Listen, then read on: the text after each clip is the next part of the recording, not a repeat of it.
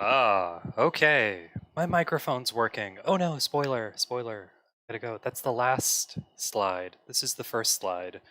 Hey everyone, welcome to Rad Lab. My name is Brendan Byrne. I'm the Studio Lab Manager for the Council on Science and Technology at Princeton University. Maybe you've heard of it. Um, the Council on Science and Technology advances and encourages STEM education across Princeton University and beyond. So this is Rad Lab. This is not this gentleman here. Rad Lab is Studio Lab's weekly workshop series. We do it every Wednesday night at 8 p.m. And we do it on a variety of subjects that are sometimes directly related to STEM fields, sometimes directly related to the arts, and anything in between. But mostly we think of it as kind of a space and an opportunity to share the things that members of the Princeton community are really interested in, and also this is an opportunity to share in a low stakes environment. You don't have to put together a huge fancy presentation. You're not going to be graded on this. You're not going to have people coming down or like questioning your research methods. It's really just we're all just here to hang out and share things that we sting with one. So tonight, something that I'm going to share with you is my knowledge and expertise in arcade controller design, which is kind of a weird thing because I'm not all that great at video games. I mean, I like to play video games, but I ended up doing like a lot of electronic musical instrument design and a lot of video game design in grad school, and that's mostly because I thought of them as as expressive instruments for interacting with digital and electronic environments. And so this idea of like what an interface is and what kind of behaviors it allows for and what behaviors it doesn't allow for all kind of shape the kind of experience you're going to have with game or with like music, whether you're creating it or shaping it in some way. But yeah, that's kind of my jam. If you're interested, I did a rad lab 2 weeks ago, 3 weeks ago. Wow, we've been doing this for a long time. I did a rad lab 3 weeks ago on my very fancy, very large electronic synthesizer. If you want to check that out, it's on our YouTube channel. I'll drop a link in the description. So also, if you're watching on Slack right now, feel free just drop questions at any point. While you're watching, I'll say, hey, if you have questions, put them in the description. But otherwise, I'm checking. It's right up. I'm looking right at it. So drop a question anytime, and I'd be happy to answer it. So let's get going. I've rambled on way too long so far. Who is this guy? Okay, this rather grim-looking fellow is Steve Russell, and he is one of the designers, one of the engineers, one of the creators of a important video game called Space War exclamation point. Yeah, Space War, one word, exclamation point. And he wrote software, the program on the computer that's before you. This this is the PDP-1, and it's kind of a groundbreaking computer that was adopted at a lot of academic institutions and their computer science departments, and it was the first computer to have a video game programmed on it. Sorry, that's not entirely true. Before Space War, there was another game called Tennis for Two, and that was really kind of like an experiment, more like a tech demo. Space War is almost kind of considered to be the first video game proper because the code for it was shared between multiple academic computing departments, and you could basically like play it. It was a distributed piece of media. It wasn't relegated to one computer as some kind of like oddity. It was a program that was distributed and people engaged with it. It had win and lose states. It was a head-to-head, one-on-one space combat game. So what did it look like? Okay, this is what the monitor output, and you're like, wow, that monitor's friggin' circle. What happened in the history of computers where we stepped away from the circle because every day of my life I wish we were still using circular computer monitors. I don't know what happened. Anyway, it's not clear what's going on the screen, but basically you control a little spaceship. You know, it's like a triangle, and it's much like asteroids, except there are no asteroids. There are two spaceships. There are two controllers. People fly around and they try and shoot each other. And the game is actually pretty satisfying to play. I've played it. It's not a rarity. There's like web ports of it. You could hop on the internet right now and find like an emulated version of it. It simulates like kind of a gravity well in the middle, and it's got like acceleration. It's got some compelling gameplay in it. It's fun to play. So how did you play it? This is where we kind of bring it all together. So this is the first kind of joystick, the first video game controller, in our limited definition of what a video distributed type definition.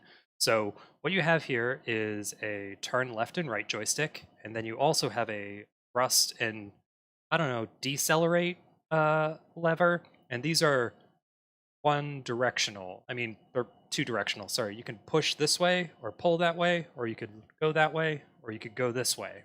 And then finally, there's one kind of chunky button, and you slam on that to fire, you know, the projectiles at your enemy to destroy them.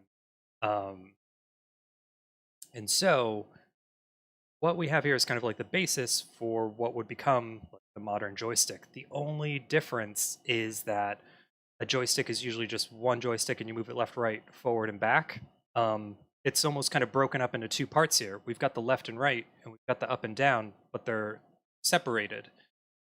So this is kind of like the first arcade stick in a lot of ways, and it's a great thing to reference and think about as game design, video games, and controllers and technology behind them have changed. Like, really kind of hasn't changed. You got your big chunky button, and you got your joystick.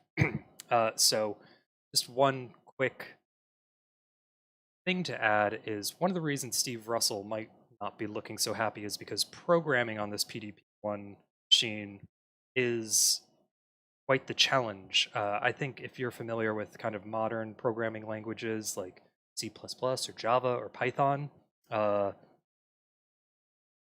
this doesn't read as code to you, but this is what programming kind of look like. And what it is really just kind of like addressing lots of different registers within the computer where data is stored and kind of bringing it up. I think somewhere down here there's a is kind of how the controllers were read. Anyway, the reason I'm bringing this up is because Studio Lab is sponsoring an event coming up on Monday called 100,000 Days of Code. It's this 32-day commitment to spend 1 hour of every day programming for 32 days. And if you were feeling quite sassy, then I would challenge you to explore this website right here, possibly reprogram Space War. That's just my challenge. If someone takes it up, I will be kind of blown away. Great. So what do we have next? Oh yeah, so we got arcade sticks. I mean, I think most people are pretty familiar with them. It's kind of an iconic design, and it's not just really like iconic visually, but like functionally too. Like, if you don't know what an arcade is, step up to it. There's this joystick, and you grab it. Then there are some buttons, and you press them. And there's something that just like feels so natural about engaging with these big, kind of inviting, just you can press them kind of as hard as you want, and then they do stuff, and things happen. And for some reason, sorry, I don't mean to be vague here, but why is the joystick so intuitive? Grab, left, right, up, down. It's a little different, and let me switch screens right here real quick. Compared to this is a modern day Xbox One controller, and if you look at it, we've got kind of our buttons here, and they're really only pressed by the thumb. And we have our directional pad here, which is also kind of pressed by the thumb.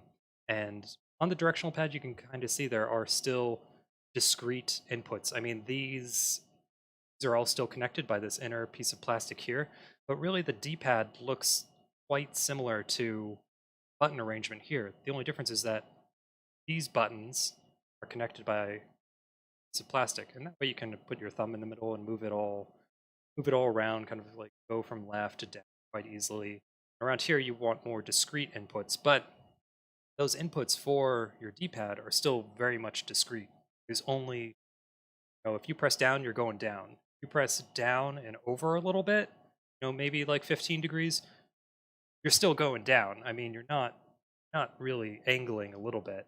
If you press both, you might be going 40, 45 degrees, something like that. And that's kind of where the analog joystick comes in, and that's, this is kind of like a joystick, very similar. The key difference between, ooh, pressed something. Oh, I know what I did. Okay, anyway, moving on. So joysticks are pretty cool, and they've kind of stuck around. Show you what kind of like a modern day joystick is, or arcade stick. So what we're looking at here is a high-end professional esports level fight stick. I mean, that's kind of what they're called nowadays, fight stick. And the reason it's called a fight stick is because this design is primarily used by professional esports players or casual hobbyists, esports people who play fighting games. So it's kind of take on this new, it's specifically for fighting games. Like, wouldn't be able to play like Super Mario Odyssey on it. There aren't enough controls just to switch back. Whoops. So with a controller like this, it's quite complicated. I mean, there are a lot of buttons on this thing, and get kind of your right thumbstick controls the camera sometimes, and then this one controls your person, and so this kind of creates a whole different kind of world of gameplay options that aren't present with just a single one of these. There isn't a way to really emulate this type of interaction on a joystick like this. Sometimes you can have two joysticks like this and kind of move them around like that, and they might have buttons on the top of them or triggers on this side, but those are really tricky designs. So, but switching back to this, so the fighting games community has adopted the arcade stick as kind of the thing that you use, and there's many reasons for that. Main one being that kind of like if you have to move your thumb, moving your thumb from left to right is minutely more challenging than moving your wrist left to right. Basically, having a having the ability to just go like bang, bang is much easier having to move your thumb this or that. Also, your thumb is kind of chunky, you might accidentally press a wrong direction. Here, you can be like ka-chunk. These arcade sticks too come with a whole other features that are whole other set of features that are kind of like optimized for fighting games. Like one of them is just like, oh gosh, let's not get into that yet. Actually need to change one. Very okay, never mind. Okay, computer, that's fine. So there's the fighting games community that's using the arcade stick, and then there's also the shmup players, which is a much smaller community, but still dedicated. What you're seeing here is actually pretty similar to Space War. I mean, it's kind of, after generations of different designs, it's still got the core of what Space War is. You play as a little ship, shoot projectiles, and you dodge projectiles. These games can become quite intense and quite complicated, and the kind of precision play that's required, a lot of people tend to prefer joysticks for just the little taps and the little. Anyway, so what I'm getting to next is that this is entirely a preference. I think for a while people believed that fight sticks, arcade sticks, were a superior control method for playing these games, but as time has gone on and there's been more tournaments and more winners and more champions, basically it just kind of boils down to personal preference. There have been people who've won fighting game tournaments with normal controllers or the arcade stick, And then I just want to share a few designs that have come out of this demand for high precision controllers. And so the first one, something called the Hitbox. So the Hitbox takes the joystick input, and instead of having it be this joystick, you take each input and break it out into its own separate button.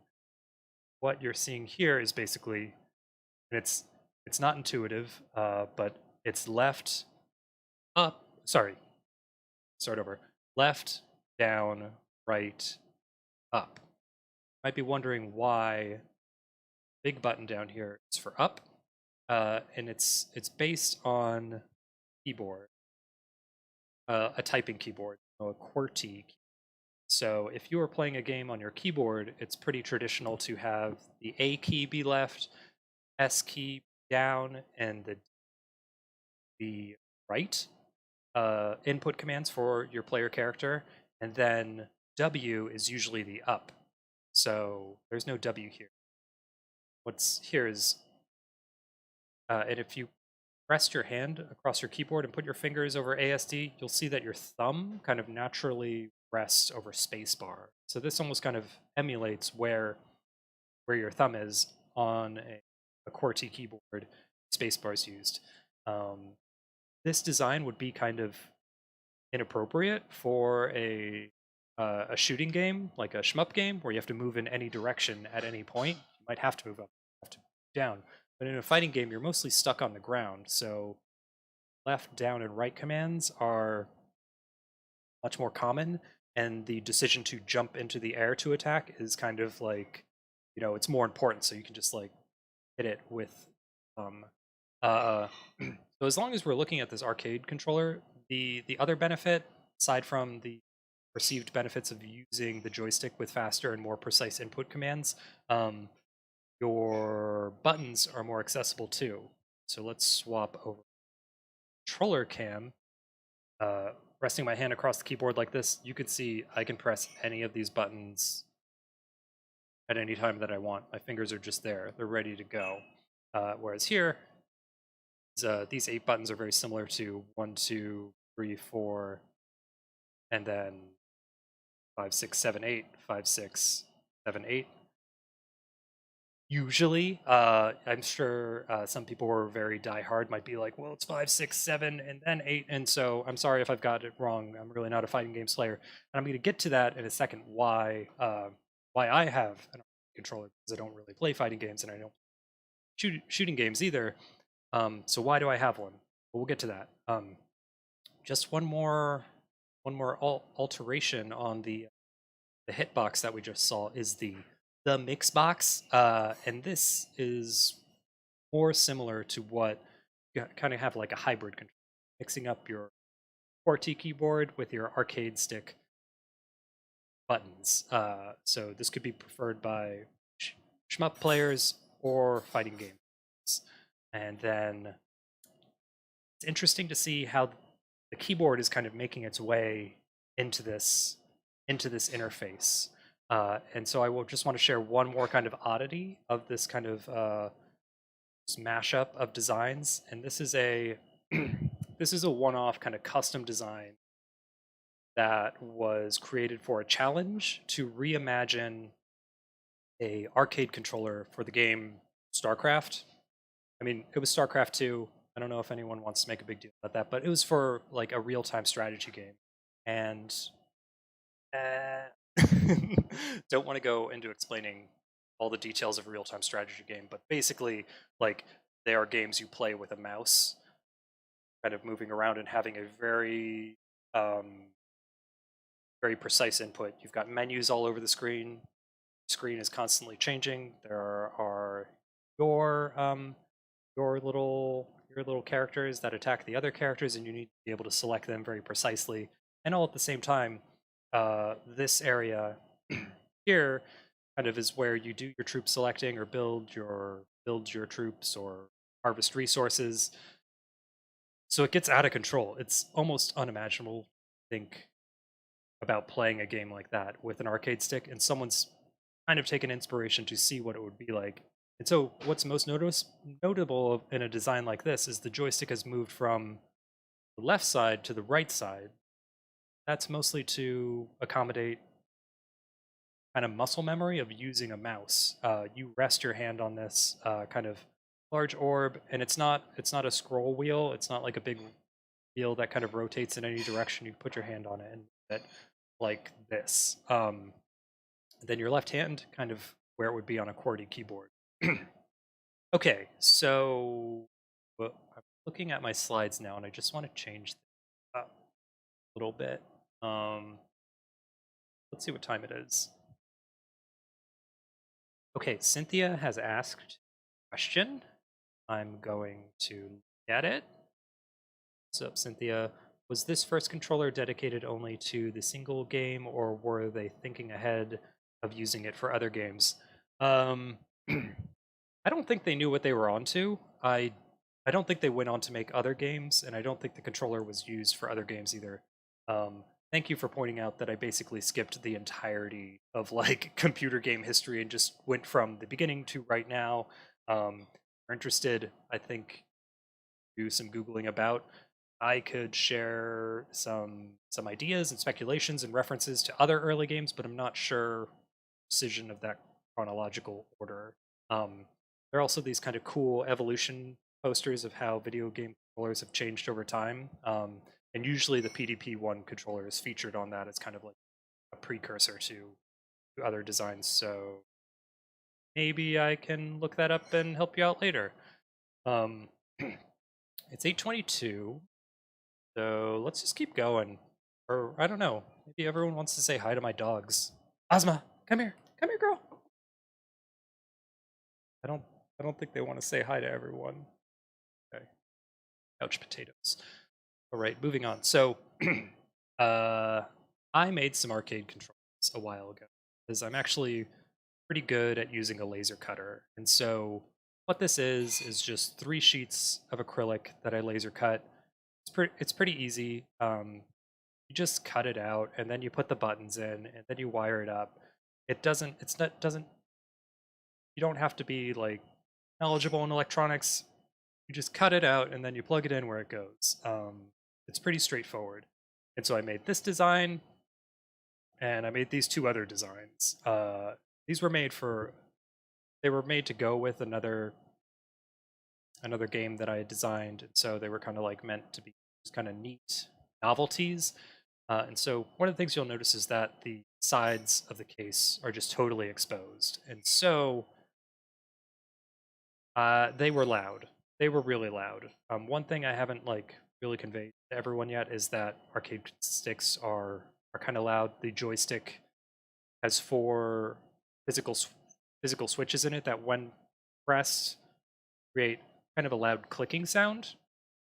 And that clicking sound is a product of the switch working mechanically, but it also works as a way of delivering feedback to the player. Like if I want to input a very specific set of commands, I can hear click, click, click. And then you know that you've done it because you've heard 3 clicks and you wanted to do commands. So just to show you what that sound is kind of like, I have a YouTube video. Oh, this isn't the YouTube video. Okay, this is it. Here we are. Okay, so we're going to hit play here. Oh gosh, I need to turn it down a little bit. It is so much louder than I had practiced earlier. Okay, so this person's kind of going all out. Just click, click, click, click, click, click. This is the silent joystick. I'm going to show you that later. Here's another one. It's all kinds of clicky.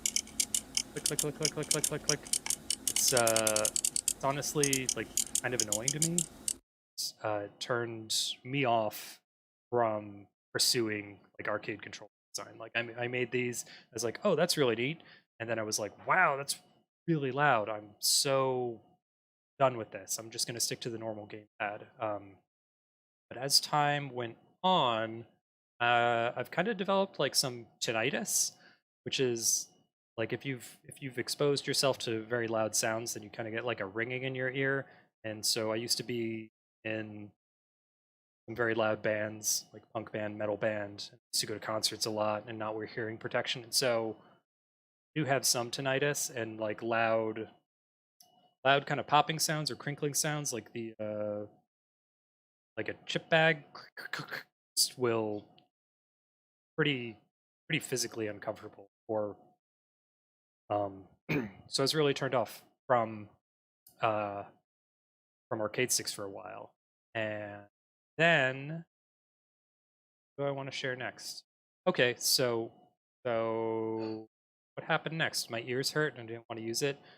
Something else happened when I was designing one of my synthesizers. I basically used my mouse so much that I created a repetitive stress injury.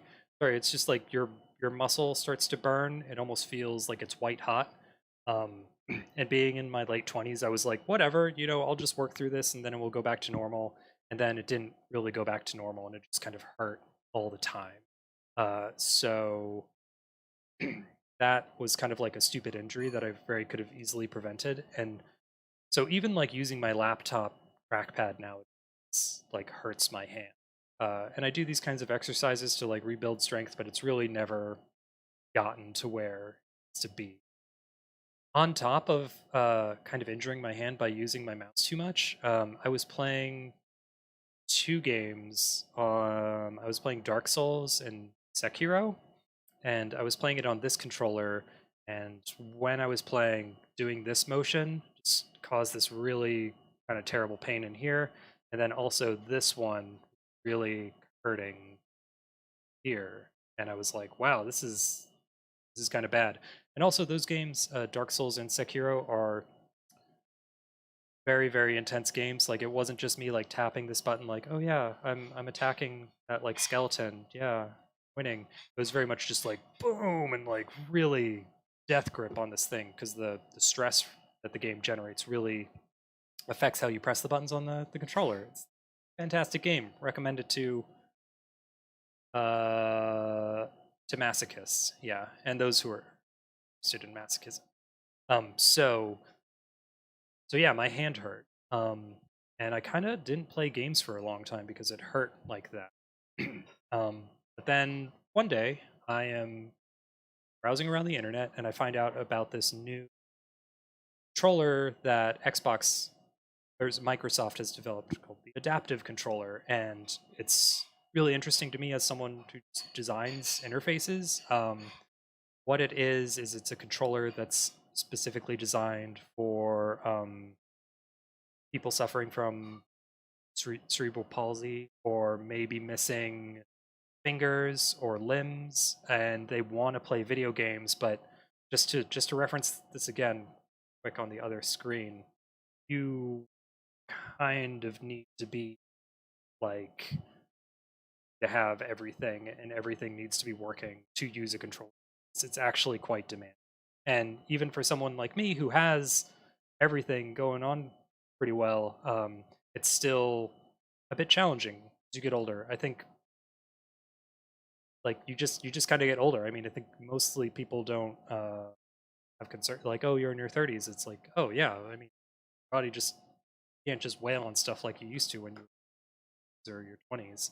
So um, the challenges of overcoming like a really demanding design like that, like just an Xbox controller, are pretty steep even for everyday people. So the adaptive controller, it's got a modular design to it. You plug different inputs into it.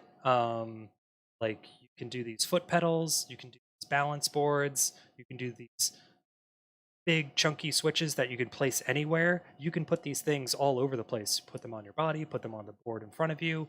And there's also this breath controller so that you can control your player character with your breath or with your tongue, which is awesome. It's really cool. And then I also saw this one down here when I was looking over this website. It says the PDP-1 handed joystick, and PDP-1 was the first computer that had Space War on it. So it's just, I don't know, is this coincidence? I'm really not sure. So I'm like, okay, that's really cool. And then several years went by, and I'm just going around the internet, and I saw this image of someone using a controller this way, and I was like, that's how I want to use my video game controller. Like oh my gosh, like that's exactly what I want to do. Um, and so it's like dawning on me right now that, oh, this is kind of like, it's almost like an arcade stick setup. Like I need to be pressing the buttons this way, and if I have my other hand, which is perfectly fine doing the joystick, I'll be kind of fine. But like I don't need to hold controller anymore. So I get pretty inspired about looking at this design just in terms of like, oh wow, that might like be good for my hands, and not like I don't need it for the high precision, super focused, super demanding like fighting game. I just need it so that I can press like a button like this. That would be great. So I'm kind of inspired. Then then I find out that there is a joystick that so sorry to reference this again. This is the loud one. And okay, oh my gosh, there's a quiet version. I pretty much just like, this is what's sounding really good to me. So at that point I'm kind of like, I should build like an arcade stick, and then I should play like weird indie games, because that's kind of like what I'm into, and not like the super demanding action games. So it's really weird to kind of take this classic design that had been really refined over decades for high precision play, uh, and this other design that had been meant for kind of accessibility, and take the ideas from both and combine them together. So the one thing I want to say is that the reason that a silent joystick even exists right here, like this thing, like why does it exist? Are you looking at something different? This is weird. Hold on. The only reason is silent joysticks. Not sure if you are seeing the video, but the only reason a silent joystick like this exists is because within the fighting games community, players started to say that like I could hear what my opponent is doing. Like they're moving their joystick, it's like click, click, click. Then that is kind of like a cue that they can use to defend against their incoming attack. So that's why this thing exists, for high level, almost paranoid levels of suspicion and performance. The one thing you might be thinking is like, is all this necessary? And it's like, yeah, like esports are sports.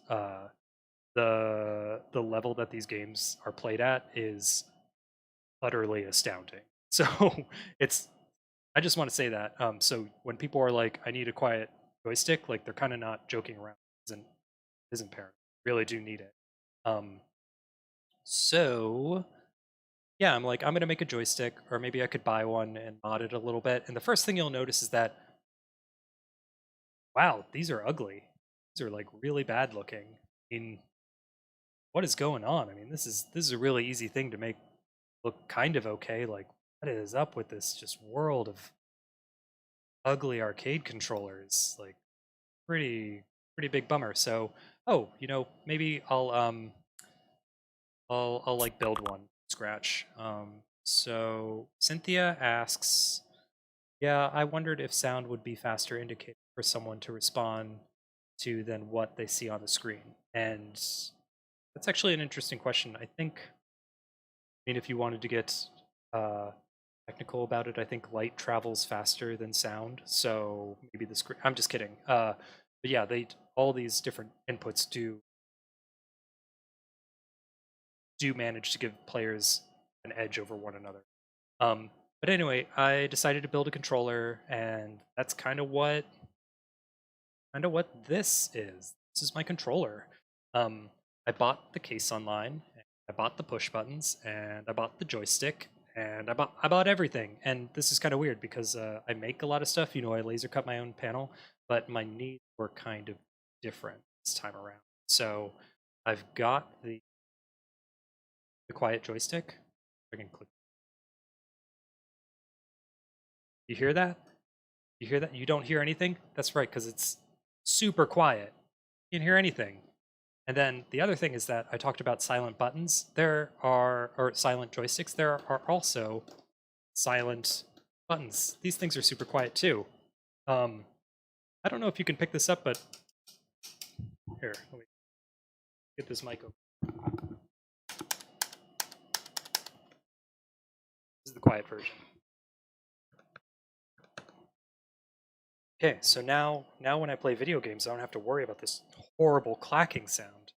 Um, and it's very big. I can put it on my lap, and I can press the buttons like so. I just love it because I'm playing a lot of like visual novels lately and a lot of narrative driven games, and it's just really cool that I can kind of break my connection that I have with my laptop, which I usually associate with work, and I can take this out and be like, I am in video game land. I don't have to worry about my email. I don't have to worry about pressing the keys that I have to in order to like communicate with people professionally. I can just like use this as kind of like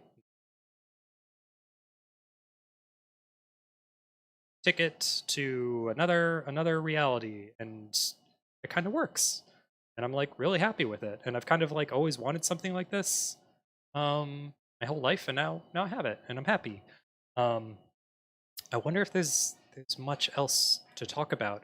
I think check the time here because if there's enough time, I will kind of unscrew it and show you what's going on inside.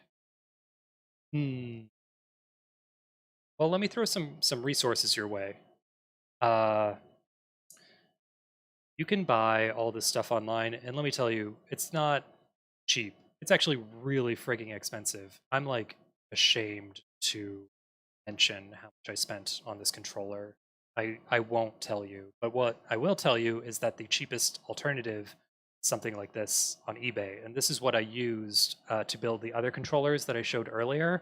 You can buy just like a pack with like a circuit board, some push buttons, and a joystick, and these will be very clangy. It's like you spend $50, and it's it'll take like 2 to 4 weeks to come to you, but it's just yours, and you can laser cut a thing, and you got an arcade stick, and that's pretty cheap, and it's pretty fun, and it's great. Um, but I did splurge, so maybe not for everyone, but I'm like I'm pretty happy. If you wanted to go about building your own or use this as like an opportunity to kind of like challenge yourself with a DIY product, you can do this with Arduino. Um, the kind of code you need to write to accept the push button commands is like literally the first thing you learn to do in Arduino. You learn like what is it, like digital read. It's like the first example sketch you get. It's like you press a push button and it reads the command, and it's like you're pressing a button, and it's just that like 11 more times, and you've got yourself a joystick. Um, so the one thing that I will say is that Arduino, although universal and good for those reasons because there's so much information out there about it, I would just like always recommend this other kind of like Arduino derivative, and derivative in the best way possible. It's not, it's better. It's better. It's called Teensy, and it uses a chip that allows for USB communication. Let me rephrase that a little bit. You can write code to your Arduino using a USB cable, but your Arduino can't behave as if it were a mouse, and it can't behave as if it were a USB keyboard. Um, Teensy lets you do that. You can write code to your Teensy. You can have a bunch of buttons hooked up to it, and you can say write as USB keyboard, and then it will behave as a keyboard. Like I could say this button when I press this button, have it be similar to as if I had pressed A on a keyboard. Suddenly, you're like interacting with your everyday programs. The other thing that Teensy allows for is it lets you write your code as a USB gamepad device. So you just hook up some buttons to the Teensy, use the example code from Arduino, the Arduino libraries, and you basically have an arcade stick. So I didn't use the Teensy in this project for two reasons. The the first reason was because I was concerned about latency. Professional players make this huge deal about the milliseconds that it takes for a button command to go from being pressed and physically happening to it being processed by the microcontroller to it going over the USB cable and then being interpreted by your laptop. And I said I wasn't like a precision player, and these things don't really matter to me. But if I'm going to spend the amount of money I'm too ashamed to tell you I spent on the controller, I might as well have a very good controller. So I kind of splurged and went with this other kind of pre-built circuit board that was designed specifically for high speed input. Uh, so to combat latency, the Teensy it's like really fast. I mean, you wouldn't perceive it as a human. Um, it has to do with kind of the code you write. Some like digital read is actually very slow. It goes through a lot of like jumbly stuff in order to make it convenient for you as the programmer. But overall, it compromises on performance. And obviously, performance isn't a big deal because it's not perceptible to you as a human. But it does matter when you're actually doing a lot of things because these chips, this isn't this isn't your laptop. I think if you get into Arduino and you spend a year or two working with them, you're going to run out of memory really fast, and you're going to find a solution for it. You can actually see these other designs up here kind of solve that for you. This is like an SD card input where you could have long-term storage. Something like this you could hook a webcam up to and a battery and like put it in the field and have it record, maybe hundreds of gigabytes worth of information, and then you take it down and you look at it all later.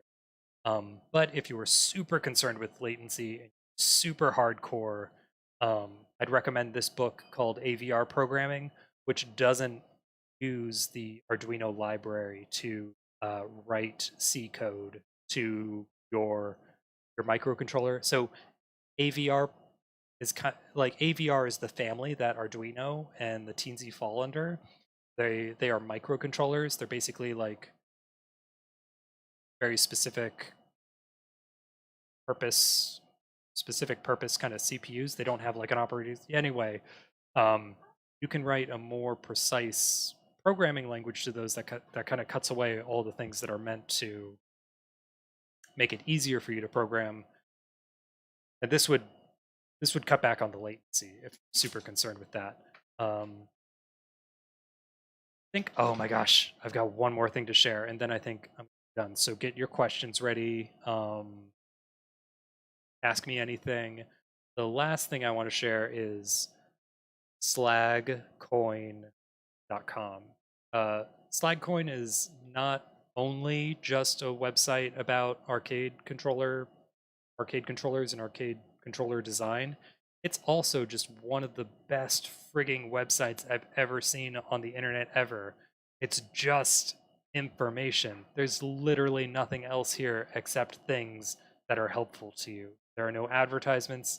There's no like bloat. There's no like nothing is meaningless. It's so trimmed down and it's so focused, and it's just like this incredible resource for anything you want to know about arcade controllers. I think this is one of the only websites that I've read cover to cover. It's all here. You come here, you read this, you're good to go. All of it's really interesting too. Like some of the things I only touched upon, like why are arcade controllers like preferred to game pads?